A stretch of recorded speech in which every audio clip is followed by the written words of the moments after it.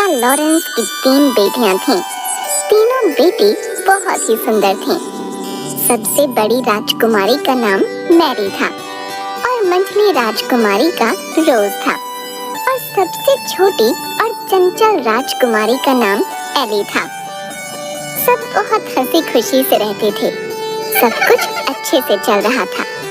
एक दिन राजा लॉरेंस अपनी बेटियों के साथ खाना खा रहे थे। आज मैं आप तीनों से एक सवाल पूछता हूँ।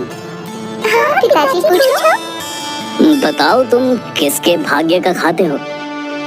पिताजी, आप मेरे पिताजी हैं और मैं आपकी बेटी हूँ, इसलिए मैं आपके हक का खाती हूँ। रोज तुम बताओ, तुम किसके भाग्य का खाती हो? पिताजी, आप ऐसा क्यों पूछ रहे हैं? आप एक राजा हैं और मैं आपके राज्य में रहती हूँ, इसलिए मैं राजा यानी आपके भाग्य का खाती हूँ। लॉरेंस अपनी दोनों बेटियों के जवाब से बहुत खुश था। फिर उसने अपनी तीसरी बेटी को अपने पास बुलाया। एली, तुम बताओ, तुम किसके भाग्य का खाती हो? पिताजी, हर इंसान और पशु पक्षी अपने अपने हक का खाते हैं, इसलिए मैं भी अपने हक का खाती हूँ। एली की ये बात सुनकर लॉरेंस को गुस्सा आ गया। ठीक है, अगर तुम अपने हक का खाती हो तो यहाँ से निकल जाओ। मैं भी देखता हूँ तुम्हारा भाग्य कितना बलवान है। मेरे दिए बिना तुम्हें कैसे खाना मिलता है। राजा ने गुस्से में आकर अपनी पुत्री को एक जंगल में छुड़वा दिया। लेकिन एली को समझ नहीं आया कि उसकी गलती क्या है। वो एक पेड़ के नीचे बैठी बैठी सोचती रही। थोड़ी देर बाद उसे नींद आ गई। जब वो सुबह उठी तो उसे प्यास लगी। वो चलने लगी। थोड़ी देर चलने के बाद उसे एक तालाब दिखा। उसने उस तालाब में जाकर हाथ मुंह धोए। तभी वो तालाब पूरा सूख गया।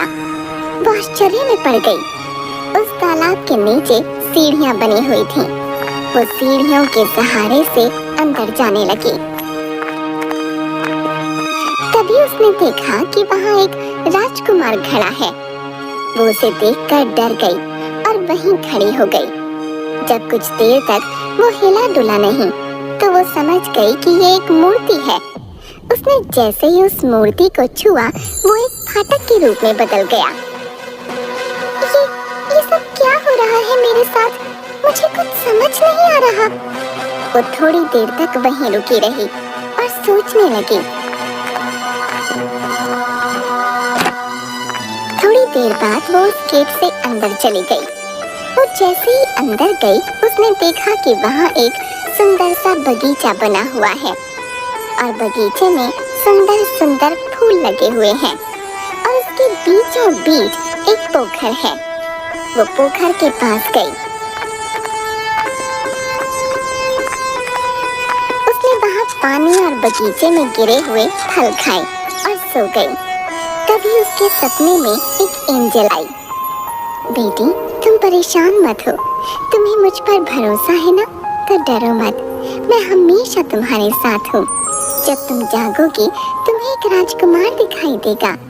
उस राजकुमार को छू लेना। तुम जैसे ही उस राजकुमार को छुओगी वो एक बहुत बड़े दरवाजे में बदल जाएगा।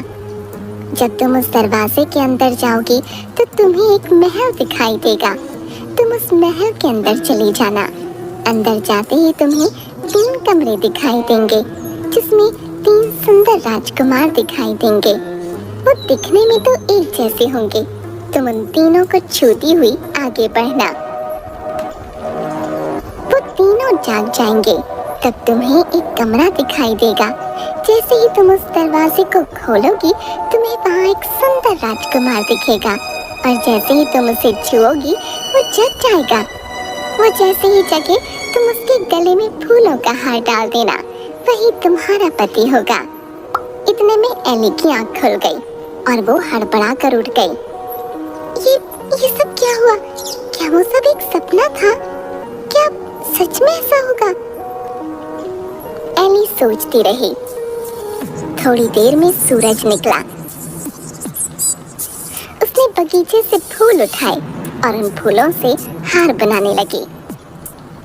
जैसे ही वो पीछे मुड़ी एक राजकुमार दिखाई दिया।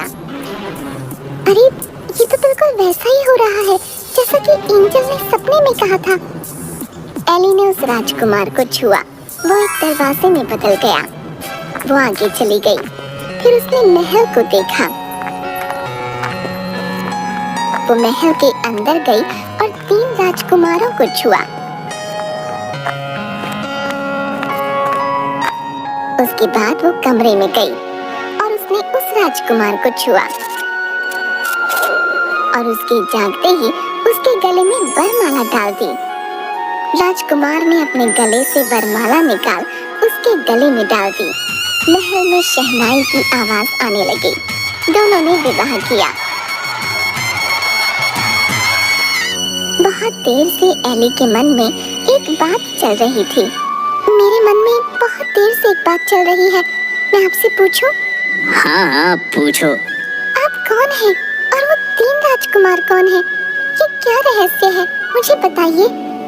वो तीनों राजकुमार मेरे भाई थे। हम सबको एक महात्मा पुरुष ने शाप दिया था।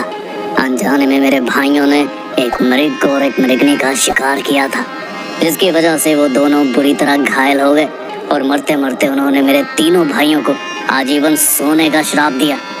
जब मुझे ये बात पता चली, मैं भागा भागा वहाँ गया तो उन्होंने मुझे ये कहते हुए शाप दिया कि तुम्हारे राज्य में ये सब हुआ है, इसलिए तुम भी पाप के भागी हो। मैं उनसे माफी मांगने लगा। मेरे माफी मांगने पर उन्होंने कहा, मैं अपना दिया हुआ शाप तो वापस नहीं ले सकता। हाँ, इसका एक उपाय बता सकता हूँ। उन्होंने उपाय बताते हुए कहा कि जब कोई धर्मोत्तम कन्या तुम्हें और तुम्हारे तीनों भाइयों को छुएगी, तुम सब वापस उसी अवस्था में आ जाओगे। आज तुमने आकर हमें एक नया जीवन दिया है। राजकुमार की बात सुनकर एली ने भी अपने साथ हुई सारी बात बताई और बताया कि किस तरह बिना अपराध के उसको दंड दिया गया और वो यहाँ तक पहुँची। राजकुमार ने उसे गले से लगा लिया और दोनों खुशी खुशी रहने लगे। थोड़े दिन बाद राजकुमार का राज तिलक किया गया और वो राजा बन गया और एली रानी। दोनों राज करने लगे। उनके राजा रानी बनने से उनकी प्रजा खुश थी। उनके राज्य में सब कुछ अच्छे से चल रहा था। लेकिन थोड़े ही दिनों बाद एली को अपने माँ बाप की याद आने लगी और वो उदास रहने लगी। एक दिन, क्या हुआ एली, तुम ऐसे उदास क्यों बैठी हो? मुझे अपने पिता की बहुत याद आ रही है। मैं उनसे मिलना चाहती हूँ। पता नहीं वो लोग कैसे हैं। मेरी बहनें, मेरी माँ, सब पता नहीं कैसे हैं। मुझे उनकी बहुत याद आ रही है। मेरे पिताजी को भी शायद अपनी गलती का एहसास हो चुका होगा। अगर ऐसा है तो चलो हम उनसे मिलने चलते हैं। तुम परेशान मत हो, हम कल ही तुम्हारे घर जाएंगे। दोनों राजसी ठाट के साथ वहाँ पहुँचे। जब लॉरेंस ने देखा कि कोई राजा उनके राज्य की ओर अपनी सेना और हाथी घोड़ों के साथ आ रहा है तो वो डर गए। लेकिन वो कुछ नहीं कर सकते थे क्योंकि उनका अपना सारा खजाना खाली हो चुका था और उनके दोनों दामाद उनसे राज्य में हिस्सा मांग रहे थे। उनकी प्रजा भी दुखी थी। राजा लॉरेंस बहुत परेशान हो चुके थे। जब वो दोनों उनके सामने आए, वो एली को रानी के भेष में पहचान ही नहीं पाए। थोड़ी देर गौर से देखने के बाद उन्होंने पहचाना कि वो उनकी बेटी एली है। वो उसे देखते ही रोने लगे और अपनी गलती की माफी मांगने लगे। मुझे माफ कर दो एली, मैंने तुम्हें सच बोलने की सजा दी। तुमने सच कहा था कि हर कोई अपने भाग्य का खाता है। पिताजी, आप माफी मत मांगो। आप अगर मुझे जंगल में न छोड़ते तो मुझे ये खुशी के दिन कैसे देखने को मिलते?